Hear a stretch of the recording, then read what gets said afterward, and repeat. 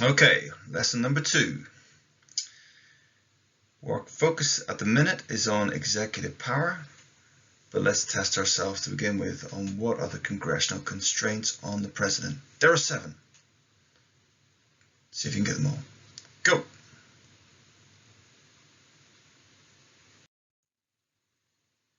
Okay, I hope you remember to pause. Here are the 7. I'm sure you got them all. The one's interesting there is the World Powers Act. You might have referenced that when you're doing your Wadham work the other day. But it's important to have these. Certainly you can imagine and explain and analyse 3 constraints on the president and be able to talk about any of those. For example there, amend budgetary process due to the power of the purse. The 1990 budget crisis is an excellent example of this. Okay, so your work for today was in preparing Wadham's article, looking at those 7 questions. The reason behind that was really to set you up with the capacity to talk about how a president has great expectations but perhaps has significant restrictions, and Wadham outlines that one quite well.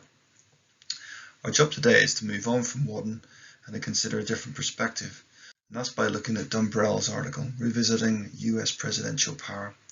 The nice thing about this article is the way in which it looks at George Bush Jr.'s period in office to actually explain how an imperial presidency perhaps can be said to have returned during this period, based around the authority that Bush enjoyed from the 9/11 crisis.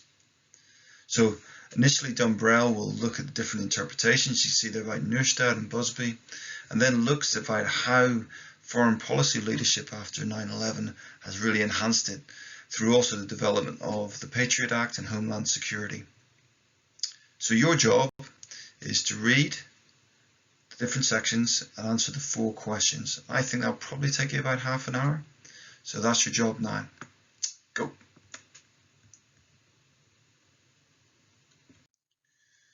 One of the key aspects of a discussion about imperial presidency is the direct action powers that the president can enjoy beyond congressional oversight. There are 4 of these, but the most significant possibly is executive orders. This is where a president is able to alter legislation without needing congressional approval. Trump's used this a significant number of times. It's used in the past because of the need for quick executive action in wartime or crisis, but more recently it's been used by presidents as a means of getting around Congress.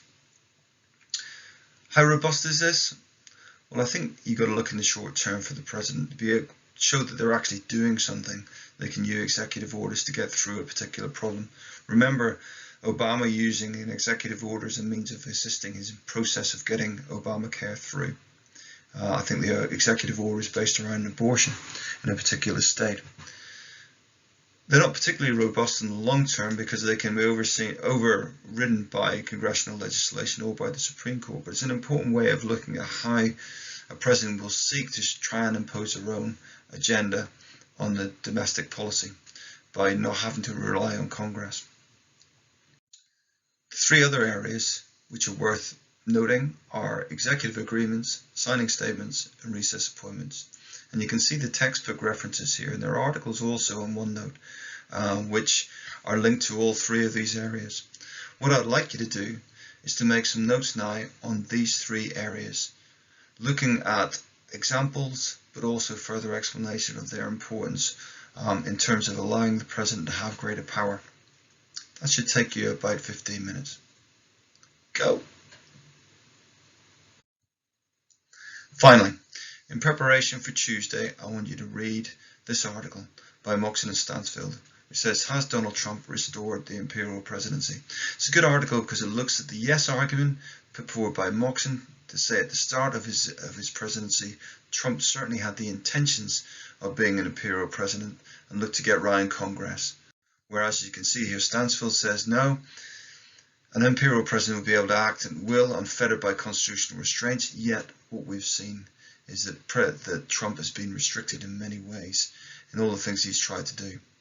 So that's what your job is for Tuesday. If you can make your notes using the guidance given here, that'd be perfect. And hopefully we'll have the opportunity to discuss what you've learned so far. Good luck.